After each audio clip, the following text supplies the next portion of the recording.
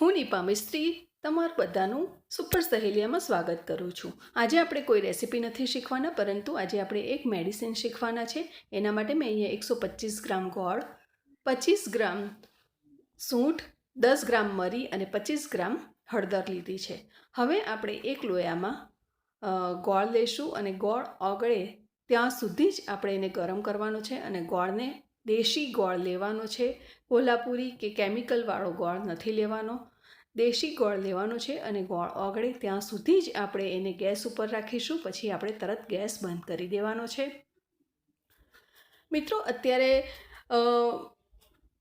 કફ, શરદી, તાવનો વાયરલ ચાલી રહ્યો છે, તો વાયરલ માટે આ દવા ખૂબ જ ઉપયોગી બની રહે છે અને અત્યારે તમે બધા જાણતા હશો તો વોટ્સએપ પર આનો મેસેજ ખૂબ જ બધી જગ્યાએ ફોરવર્ડ થતો હતો।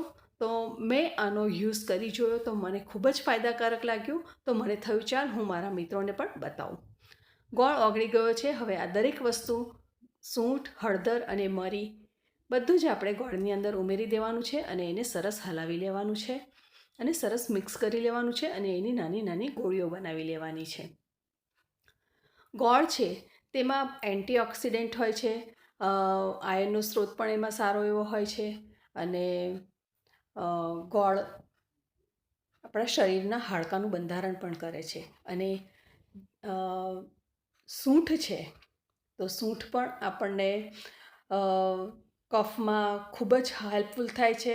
હળદર પણ એન્ટીઓક્સિડન્ટ છે અને મરી છે તો મરી તાસીરે આપણને એમ છે કે ગરમ છે, પણ આપણા બોડી માટે એ ખૂબ જ ઠંડક છે અને વાત, પિત્ત અને કફ એ ત્રણેયનો નાશ કરે છે।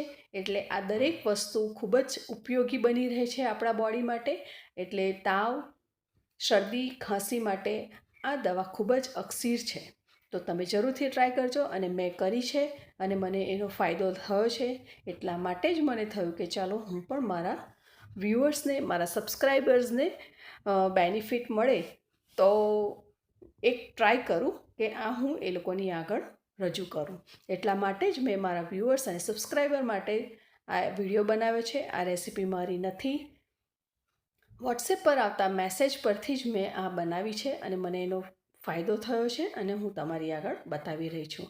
આ રીતે નાની નાની ગોળીઓ વાળી લેવાની છે। તમારે જો ગોળી વાળવી ન હોય તો થોડું દબાવીને પ્રેસ કરીને એને આ રીતે વાળવી પડશે તો સરસ ગોળી વળશે।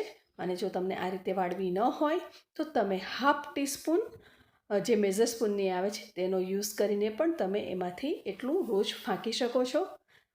ગોળીઓ આપણી બધી તૈયાર છે અને આપણે દિવસમાં દર 2-3 કલાકે લેવાની છે એક એક ગોળી।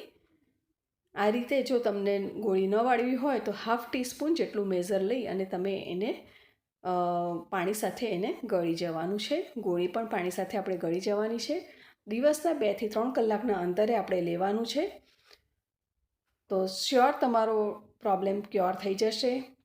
Thank you for watching.